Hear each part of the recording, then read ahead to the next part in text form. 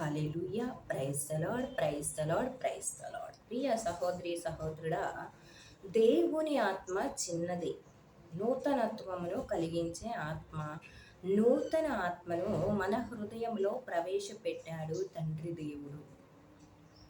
తండ్రి దేవుడు మన హృదయంలో ఆత్మను, తన కుమారుని ఆత్మను ప్రవేశపెట్టాడు. ఆ ఆత్మ, యేసుక్రీస్తు ఆత్మ, నూతన ఆత్మను ఇస్తున్నాడు. అందుకే పౌలు గారంటారు, దినదినము నేను నూతనత్వమును పొందుచున్నాను అంటారు.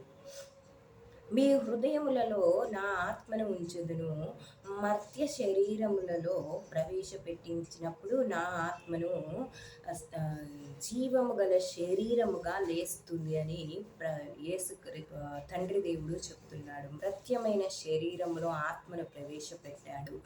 అప్పుడు అది జీవము గలదే లేస్తుంది ఆ శరీరము. ప్రియా సహోదరి సహోదరుడా, అందుకే అందరి హృదయంలో దేవుడి ఆత్మను ప్రవేశపెట్టలేదు. తనకిష్టమైన వారికి మాత్రమే ఆయన ఆ ఆత్మను ప్రవేశపెట్టాడు. అది దేవుని దయా, కృప, కనికరం. ఆ ఆత్మ మన హృదయంలో నివసిస్తే హృదయాన్ని గట్టిపరుస్తుంది. సైన్స్ చెప్తుంది ఏ అనారోగ్యము రాదు, ఉండదు అని నమ్ముతారు. దేవుడు తన కుమారుని ఆత్మను మన హృదయంతో నివసించటానికి ప్రవేశపెట్టాడు. దేవుని ఆత్మను ఎందుకు ప్రవేశపెట్టాడంటే మన హృదయంలో నివసించటానికి ప్రవేశపెట్టాడు.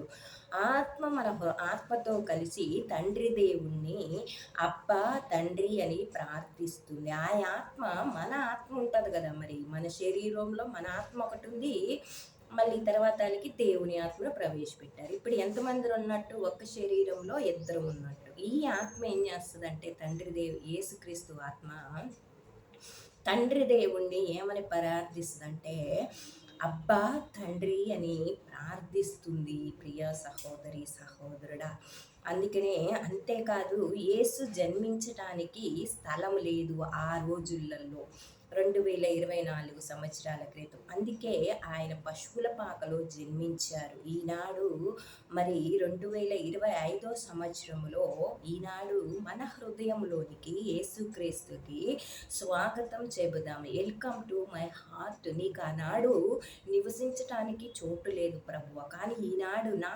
హృదయంలో నీకు నివాస యోగ్యముగా సిద్ధపరిచాను కాబట్టి అందులో నీ యొక్క నూతన ఆత్మను నా హృదయంలో ప్రవేశపెట్టి నాతో పాటు జీవించమని అడుగుతున్నాము. ప్రియా సహోదరి సహోదరుడా, మరి అంతేకాదు, మన హృదయంలో దేవునికి ఇష్టమైన నివాసము, మన హృదయము దేవునికి ఇష్టమైన నివాసము. దేవుని నివాసం, ఇష్టమైన నివాసం ఎక్కడుందో తెలుసా? మన హృదయమే. అందుకని మన హృదయంలో ఆయన నివాసం ఏర్పరచుకొని ఉన్నాడు.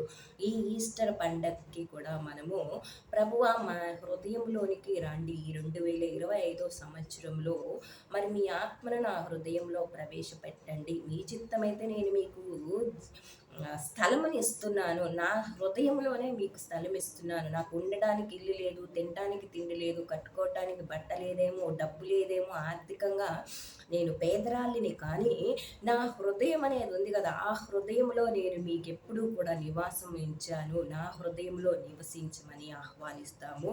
ప్రియ సహోదరి సహోదరుడా, అందుకే పండగ అంటే ప్రతి ఒక్కరూ నా హృదయంలోనికి నివసించటానికి రండి ప్రభువా, నా హృదయమే మీకు నివాస యోగ్యము. మొదటిగా మరియ తల్లి గర్భము మీకు నివాస యోగ్యమైంది. ఈనాడు రెండవసారి నా హృదయమునే నీకు నివాస యోగ్యముగా చేస్తున్నాను, నివాసముగా ఏర్పరిచాను ప్రభువా. మరి మీరు ఈ ఈస్టర్ శుభాకాంక్షలతో పునరుత్థానమైన యేసయ్య నన్ను కూడా నా హృదయంలోనికి ప్రవేశించి నా యొక్క బాధల్లో, కష్టాల్లో, ఆర్థిక ఇబ్బందులలో నన్ను కూడా లేవనెత్తమని మీతో పాటు అడుగుదాము. ఆమేన్.